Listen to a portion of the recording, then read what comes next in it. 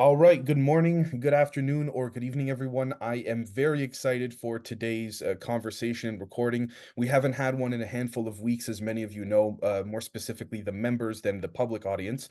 With that said, though, we are joined today by someone who I am very excited to have on, Miranda, who is a quantum healer, but I don't want to describe what she does for her. So without further ado, before getting into some very interesting topics that her and I have discussed in private that we've decided to bring forward to the discussion here today. Miranda, how are you? And if you can just give us a bit of a breakdown of what you do, your background, all of that, and we can get into a discussion here. First off, thank you for having me on. I'm just so very honored to be on your show and really very, very grateful that we were able to connect through a mutual friend and just talking and learning about all the things that you do. And yeah, so just very, very thankful. Um, I started off just, again, just very typical fast awakening. Started getting into my spiritual awakening, learned Reiki, became a Reiki master, became a hypnotherapy practitioner, uh, really learned about shamanic practitioner work. It was a very interesting wake up. Things were very, very fast. And so it was quite a shock to me. I was never a spiritual person. But when I started learning Reiki and practicing on friends, I started getting information. I started getting images. I started getting smells and sounds and words and things that they were showing me. And a lot of it was having to do with esoteric and natural elemental things related to shamanic and native tribal practices and things, which I was not familiar with. Um, so I obviously knew that it was something a little bit more than Reiki with all of this information coming through. And when I started sharing it with people, I was a little bit hesitant, very afraid of like, I just don't understand this. But I became more comfortable with sharing it when I understood how it worked. And I started studying a little bit more about the basics of quantum physics and learning how I was able to see some of the things that I was able to see, to hear, past life things, and making the connection between the science and the spirituality was a huge key piece for me, really getting comfortable with in my practice. And really, really having a solid understanding of what it was I was seeing, and really just giving me the confidence that I needed to understand it. And again, just making me a better practitioner for knowing how to explain things to clients when they do come through. So, Well, thank you for that. That was very very well put, and I really appreciate your going into that. One of the things that I wanted to dive into that we could correlate to both verbally and maybe even visually here is I will share my screen for those that are watching visually is the concept of transgenerational trauma. And I wanted to talk with you about this because one thing that I found quite peculiar about this here on Wikipedia is that we see here transgenerational trauma seems to be quite accepted as something that is established with regards to what people feel, but the moment it starts moving into the area or field of science, we notice here that the and I quote, according to Wikipedia, this article has multiple issues because the specific problem is that the article contains multiple pseudo-scientific claims, such as that dance therapy can change someone's DNA. Now, I'm not dying on the hill of the dance therapy comment or point, but what I wanted to speak to here was this notion of how transgenerational drama is something that is quite avidly accepted. It's something that has been people go through. Myself, yourself, many people. You can argue. We know go through it, but we see here the immense detailed description, not just by Wikipedia, but by other sources and resources of this transgenerational drama and how it can pass through from one person to another. We see here, for example, and I quote, collective trauma is when psychological trauma experienced by communities and identity groups is carried on as part of the group's collective memory and shared sense of identity. For example, collective trauma was experienced by Jewish Holocaust survivors and other members of the Jewish community at the time, such and as well as Indigenous peoples of Canada during the Canadian Indian residential school system, as well as by Black Americans who were also enslaved as well. So we see that there's this notion that there's sort of I don't want to say egregore, but this sort of identity, this loose connection or identity that people tend to correlate with, that seems to be something that is felt and acknowledged, but not acknowledged in a way that we can verbally describe.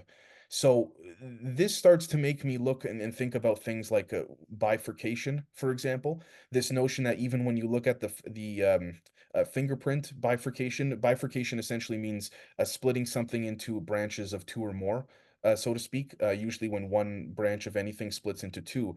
And we see whether it's the fingerprint or whether it is the way in which, in quantum physics, the way that the wave function or the way in which particles and waves operate, we see this constant connection between something that cannot be verbally described or attributed. It's physically expressed, but there's no physical source that we can physically detect, at least as of now. But it's accepted, yet at the same time, it's also considered pseudoscientific, according to these official sources. So, where do you stand on the notion of collective trauma? And you can take this any direction you want to go down if you want. I have so many thoughts about this. Please, yes. Um, it's interesting because one of the things that I've learned in my practice is that we do work on multi-generational or transgenerational trauma. Um, I would get stories about, a female or a male from that person's family and see and experience what they experience. What's interesting to me is that I kind of set the deal in my sessions that I don't want to see a play by play of something that someone has gone through. However, what I am allowed to see and what I do experience or feel and understand deeply is the emotions. Sorry, do you Uh, find that in certain cases for your sessions, the play-by-play uh, approach is necessary for certain clients compared to others? no, the reason why, and again, this really came from some of my own experiences of, when you work with people who are intuitive, you want to make sure that there's a good balance and that they're acting in the appropriate way. Are they seeking the information in a healing session that is going to help or to hinder, or in some cases, disempower the individual on their healing journey? Some people don't have full and complete memories of things that have happened to them, and they certainly don't have complete and full memories of multi generational trauma. However, the emotion and the frequency that that emotion holds is stored within the body at the cellular level. So they understand the feeling, but don't necessarily have to relive or re-experience the actual act itself of what the actual problem was, whether it was their own or whether it was someone else's. But the feeling, the emotion is what is still stored. And that is what we're there to work with. So we don't have to have the full story of what happened to someone. Now, if there's a situation where I need a little bit more information, I'll definitely ask the questions, the who, what, when, where, why, just enough to get what we need in order to know why this is here. So one particular example that I like using is I had a cancer patient. The cancer was in the lower digestive. However, in the session, I was led up to the heart and realized that this was related to something where there was extreme anger from something that was very hurtful from a family member. So this is a heart chakra thing. So you can have things that are stored in different places of the body and not know why. When you ask those questions, you're really, really going to get that. No, some details Okay. can be helpful, but the main reason why I don't ask for the complete full play by play of what has happened to someone, unless that person is willing to share that information, I certainly hold space for that. But I can find that with some of my trauma clients, some people who've experienced multi-generational trauma, it is much too difficult to have them relive or re-remember those things within a session. So we work mainly with the emotions. So when I start getting into an area that has a block and I'm thinking, okay, there's something here, we need to explore this, I start asking, why is this here? And then we start getting we'll start getting words, and they usually are associated with emotions. I've noticed that they very, very frequently match up with the Hawkins scale of emotions. I'm sure you're Yeah. familiar with that. So I'll get words like grief, I'll get rage, I'll get those, and then we start to work with it. And then I may get stories about ancestors, about why those are there in the healing part of the session that has to do with the ancestors. Do you get Um, do you get, for example, memories from their ancestors, or do you ever get glimpses of those going as far back as however long? Sometimes I do. Probably the best way to explain it is when I start working in the session, I'll be in a specific chakra, and it's associated with emotions, with creativity, with family, and that's where the ancestors show up for me. They're very specific, and it's very methodical in the way that it works. There will be a representative that comes from that person's lineage, both the mother's side and the father's side. And usually that person that shows up to assist in the session is the most, what we call the most healed. So they've either crossed over many, many, many years ago, many, many generations ago, and they've been there, or they've been somebody that maybe didn't have a lot of trauma. It really just depends on what is best for this family, what is best for this soul. Once we start working with that representative, they have ancestors that will come forward, and they may have what we call in the shamanic world a bundle of trauma, a bundle of something to release. And sometimes the bundles are, very, very tightly wrapped. What's interesting to me is when the ancestors come forward and start talking about the bundle that they want to release, a lot of times they'll tell me, I've been holding on to this my whole life, or this was something that was passed down in my family. This is the way that men or women were taught to be. This is the way that we were supposed to act, or we could not show emotion, or we could not show fear, or in some cases there's extreme poverty, and there's a lot of shame and guilt from parents not being able to provide for their young. Do you, sorry, So just curious, in any of your past client sessions, have you found that there's been more of an emotional distress factor stemming from either the mother's side of the family or the father's side, or is it's just kind of random depending? it's equally both in their own ways. As we know, feminine has been very much kind of been suppressed. There's been lots of misogyny. There's been lots of, um, and also some really distortion of what femininity looks like, what a woman is. We certainly have trouble defining that in our current world. Um, on the flip side of that, with the masculine, we also have just as much wounding, but it's in a different way. The men are not allowed to show as much emotion. With a lot of the ancestral trauma work, there is many, many cases where the men say, I had to be strong. I could not show that I felt weak, or that I was scared, or that I was afraid, or that I was ashamed. I had to show up with courage. And there really wasn't a lot of place for men, for the masculine, to grow up with this ability to embrace and accept and have the full range of emotions, just like women. So each one, the masculine and the feminine, have been damaged, have been distorted in their own ways. So each one kind of has their own way of working itself out. No session is ever the same. Um, so I would say the equal wounding on both sides. I don't want to. Yeah, yeah.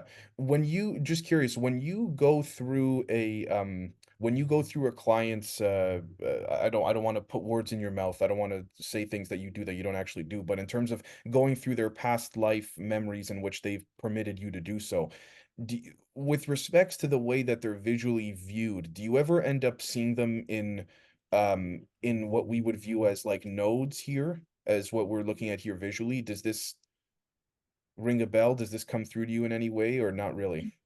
Not really. The way that things come through is I ask a question, Right. and they will literally give me one piece of information. And then it is my job to be the detective and say, okay, I have this. What are the characteristics of the information given? And And this how can I flesh it out more? How can I add more detail? How can I add more color? How can I get the who, the what, the why? and this is what you would call a bundle, or no? Bundle is the trauma that is stored with that person that they've carried for that entire lifetime. Right. So when I start working on the ancestral part of the session, I'll see the women on the left and the men on the right. And when each one will come forward, they'll usually have, it's usually wrapped in like burlap. I still wonder why they show me things the way Right. they show them, but I think it's just to kind of Sorry, keep things very simple for quickly, if I could ask, just because my mind thinks like fractals, is me. this large bundle made up of smaller bundles? Sometimes they are, but Okay. what's interesting, and I've noticed this more with the masculine side of the ancestral healing than I have with the feminine. With the men, the emotions are much more compressed. So they may have like a bundle of emotions and it's kind of wrapped up in burlap, but it seems like more of the men, they have been holding on to the anger and it's almost like they're just squeezing it in their hands. I actually had one client's relative ancestor who was ready to release the bundle, and he had this bundle and he said, I've been ready to get rid of this. He said, I'm sorry for holding on to this. I'm sorry for these things that I did and the way that I acted. And of course, there's always forgiveness. There's always compassion and empathy and unconditional love that comes through when these people are ready to heal things and release them. Then he started pulling out all of these black, really, really hard rocks. And he said, I was holding them in my hands. He said, I could feel how much anger I had. And I was just squeezing and compressing all of this emotion. And he had compressed them down to these tiny little black rocks. And he just kept pulling them out of his pockets. And that was his way of saying, I had so much that I was holding on to, and I didn't want anybody to know. I didn't want anybody to know how much pain I was in. So he just literally was squeezing them and compressing them into these little tiny rocks, and then he was holding them in his pockets for generations, long time, long Wow. time. Well, and so just to clarify, you found that with respects to, at least from your experience with your clients, men, or the masculine tends to hold on to memories much in a much more compressed manner that's not healthy for them. Yeah, yeah, it's complete and it's a complete shutdown of allowing the self to feel those emotions, to acknowledge them. Um, Right. the flip side of this for feminine is, women have always been taught that they need to be happy, they need to be joyful, and that they don't need to be angry, because if you're angry, then we're going to assume that you're a bitch. So Right. it was not taught, especially where I grew up in the South, that women were not supposed to get angry. You weren't supposed to express any kind of negative emotions. It was, you must be happy and presentable all the time. So there's this feminine can't get angry, whereas the men, they can't show the softer emotions such as grief, sadness, feeling hurt. So they literally have just been squeezing those emotions and just creating this like very dense, compact little rock kind of object full of energy, full of these negative emotions.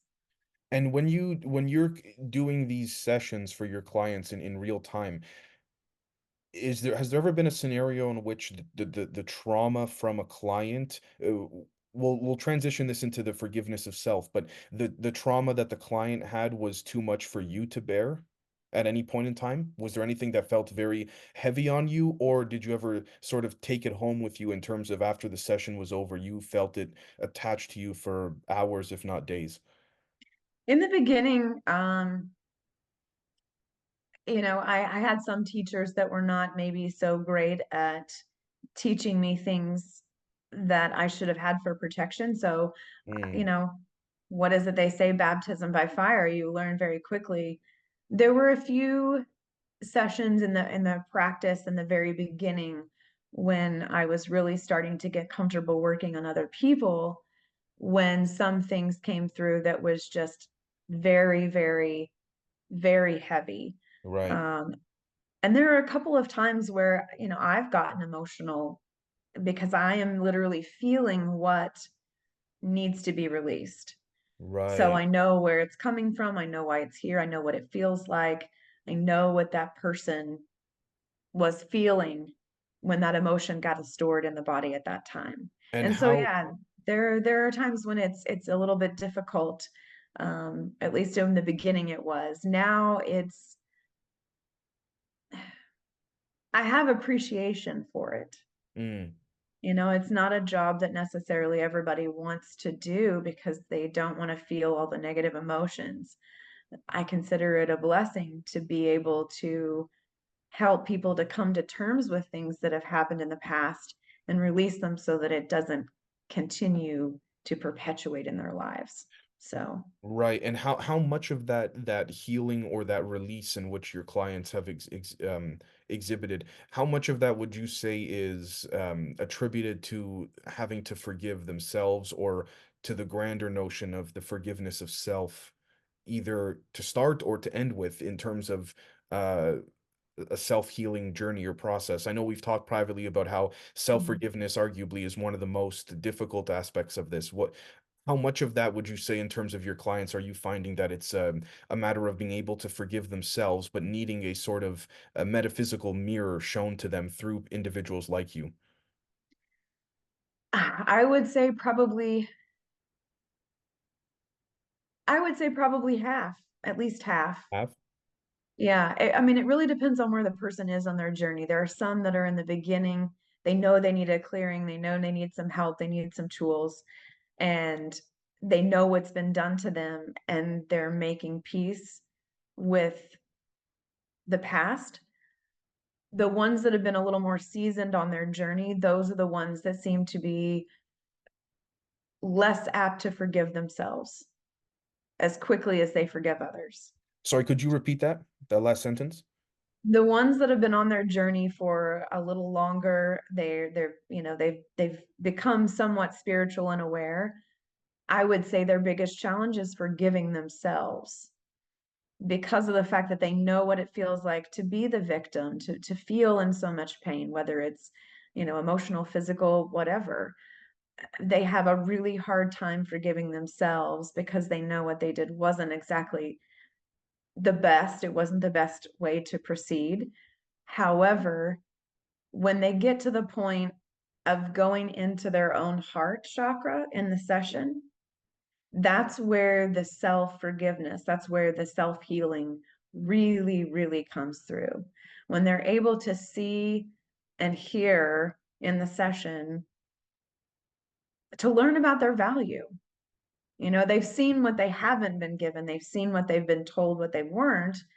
And now they get the chance to, again, that metaphysical mirror and see how valuable they are. And they don't need to hold on to that. And they really do need to forgive themselves. So, How much have you found with regards to the online, we could say YouTube community of meditative videos and music and so on and so forth? How much of that have you found to be maybe not as beneficial as people may have thought, in terms of certain videos not playing certain, we could say, resonances or tunes, or tones or sounds that may not be as conducive to a healing or meditation scenario compared to others? How much of that have you come across? And I ask this because I know that there's quite a bit of we can say for quite confidently there's a fair amount of misinformation and disinformation riddled within the field that you work in, which, quick side note, makes people think, okay, if it's riddled that avidly, then clearly there's accuracy, truth, and legitimate results coming from there. If not, it wouldn't be filled with such malintent. But how much of that do you think is not just the tones played during videos, but in terms of things that are either preached or discussed in large groups about? How much of this do you think is maybe not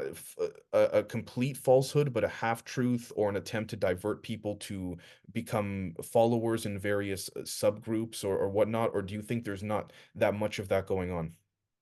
I think there's a lot more of it now than, say, maybe 2 years ago. I think we're reaching a very much a peak on um, this is the time to use your discernment. This is the Right. time to really think about what resonates with you. Um, Right. because again, your discernment is your key. It's your key forward. It's your key forward. Once you've Right. worked on yourself, you've done some of the healing, you learn discernment, and that's your empowerment. So, as far as the frequency goes, the frequencies and tones and things like that, I mainly stick with solfeggio. I stick with crystal singing bowls, things like that. Mm. Um, there's a couple of YouTube channels that I really like just because I feel like their meditations, not only are they guided, but they're very thorough. Right. Um, but again, this is where people need to use their discernment. If someone is claiming that they know everything, Right. Right. Yep. Yep. then we know that that's probably not true. Um, so first off, I encourage people to start with solfeggio. Solfeggio is really simple. There's a million channels that play it, but I usually stick with a few. There's a couple on Spotify. Solfeggio, crystal singing bowls, Tibetan singing bowls, Mm. those are my go-tos. But if there's someone who's telling you to listen to something consistently, if they are, you know, think about their delivery. What is it they're really selling you? Right. I just think this is a time when people really need to be looking into things. They really need to think about it, step back for a moment, and practice discernment. That's our way forward. Right. I know we've talked in the past about this notion of just genuinely being curious and then using your own discernment to figure out what suits you and what doesn't and vice versa. Yeah, for me, as far as discernment and listening to these different tones and things like that, one thing that I've noticed is, and I teach this to some of my clients who are, on the journey and maybe in the beginning haven't really had a lot of energy work, haven't really been familiar with spirituality, quantum physics, not really into that stuff. I tell them to do this simple gut check. It's a Mm. really good way to practice listening to your body when your body is telling you something is wrong and something is resonating. So I tell them to put a hand on their stomach, take a deep breath, get themselves nice and centered, and then say to themselves something that they know is true. Like, that the grass is green. And then repeat the process. Deep breath in, clear the mind, exhale out, and then tell yourself something that you know is false, absolutely false. You'll be able to tell the difference within your body, something that resonates as true and something that resonates as false. That's a really good way to see what tones and what frequencies maybe resonate for you. I know there was something that was recommended to me several months ago, and I think I might have actually shared it with you. And I said, "Oh, this was sent to me," and I started listening to it, and it just really didn't resonate at all. And I think I asked you, I said, "How did this sound to you?" And you didn't really have much to say about it. Yeah, So I remember. Yeah, I said it's not hitting me so well. Yeah. Yeah. so again, you're gonna know everything that you need is within you. Everything is here. And I know that that is such a very simple, boiled down way to say things. And that, really No, well, if frustrates I people sometimes. bow me and infolding and outfolding shows that this is legitimate, so I can back that up. Yeah. But your body knows. Like your body is constantly talking to you. Your body is an alarm system. It's going to tell you when something is wrong. So again, I think this is part of humanity's way of we're growing up, we're learning to trust ourselves.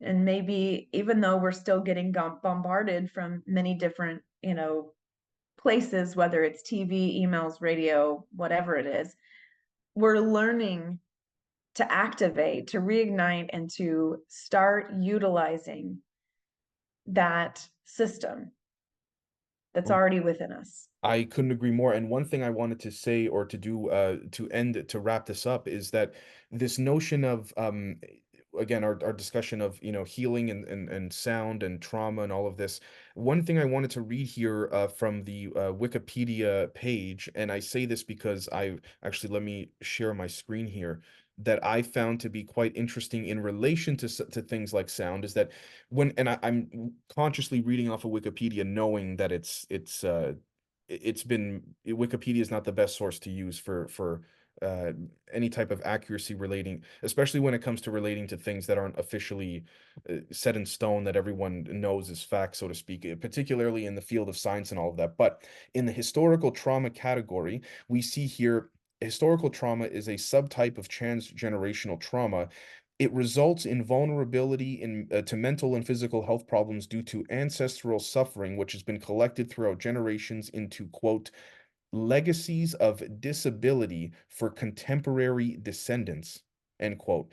Although the actual traumatic event and effect groups are heterogeneous, all historical traumas consist of three elements: a traumatic event, a resulting collective suffering, and a multi-generational impact of that trauma. Over time, the trauma and relationship to the victims typically evolve in a similar but more complicated way to genetic anticipation, resulting in a greater loss of identity of the victims and further integration into society. One of the things that I find so incredible about this notion of, not incredible in terms of that any traumatic event for anyone, but the notion of the merging of a non-physical interpretation of something that becomes physical throughout the course of not just one person's life, but the ones that descend from them.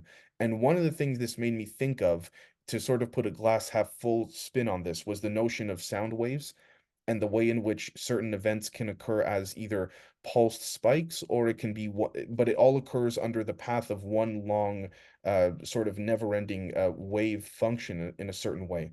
And so it made me think of this notion that the same way that sound travels, and when people talk about how they resonate with certain people in another group, or and I was in a room with someone and I resonated with them, or we were on the same wavelength.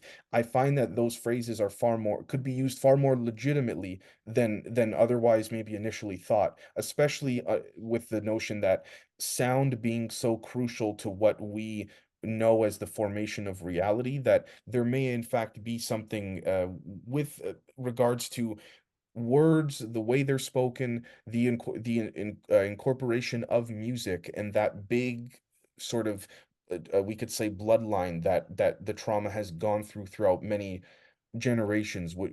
Do you ever feel any um, sound or acoustic components or elements during your sessions or after your sessions that come through to you very naturally by chance? Yes. If there is this is going to sound really strange, but um, the first time that ever happened in a session, there was a song, like the song lyrics, I could hear them. And of course, I told the client, I said, I'm getting this song, and this is the song, and this is the lyrics. And of course, the client knew exactly what the song was. And the song was actually connected to a family member who'd passed on. That was their song that they used to sing with the family member that was receiving the healing. Wow. And Wow. of course, I think that's what I enjoy about this so much, is the fact that every session is so different and there's always such a beautiful message, but it's so Right. very personal. Because the song didn't mean anything to me, but it Right. meant something to the client, and she knew exactly what and who was connecting in the session to assist her, from the other side. So that was pretty neat. Right. That was pretty neat. Right. Wow. Well, I Something, think, yeah. oh, I don't mean to interrupt, No, but please, please, please, please.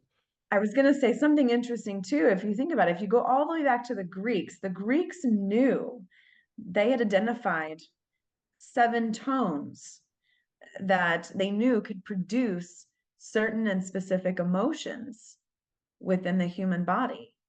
So they were already using sound and frequencies to affect, whether positively or negatively, emotions and the physical state, the overall wellness of a human being, far beyond what we're doing now, or at least we're just now rediscovering it, I should say. Right. Okay, so these are, I just searched up on Google, Greek seven tones. Um Musical system of ancient Greece. This is very interesting. Okay. Hmm. When I had done a sound healing for a group last year, and I wanted to give them a little bit of information because none of them had ever really been to a sound healing. So I obviously found this information and I shared it with them, and I said, it's kind of interesting, everything in the universe is energy, everything is moving, everything is vibrating. So technically your human body, as they were laying there receiving the sound healing, is vibrating and it's changing frequencies based on what sounds we were using during the sound healing. So I thought that was kind of interesting that, technically your human body is a Yeah. musical instrument and you are vibrating and you affect anything and everyone wherever you go. I I could not agree more. As is in from my own line of work and all of that. This is very interesting. This particularly the sound aspect with regards to the Greeks and all of that. I know that Pythagoras was very much into all of that as well, but um yeah, this has been great. So without further ado, if you could please let everyone know your website, your where you could be found, all of that, and I encourage everyone to please go and check out Miranda's work and to schedule a session with her. I've done one with her. She's absolutely fantastic. One of the best healers that I've ever encountered and met. So, her work does very well, and it speaks for itself. So, if you could let everyone know where and how you could be found, please. My website is Golden Thread Healing Arts, and you can reach me hitting the contact button. You can also email me at Miranda at goldenthreadhealingarts.com. I'm Thank. also on YouTube as Oh yeah, well. sorry. I didn't know if you were done yet or not. Yeah, yeah. All right, thank you so much, everyone. And please be sure to, for anyone interested in a healing session, reach out to Miranda, ideally through your website or Website, yes, website, yes. sure. And we will catch everyone next time around. And thank you, Miranda, so very much for coming on. It was an absolute pleasure. And thank you so much for having me on.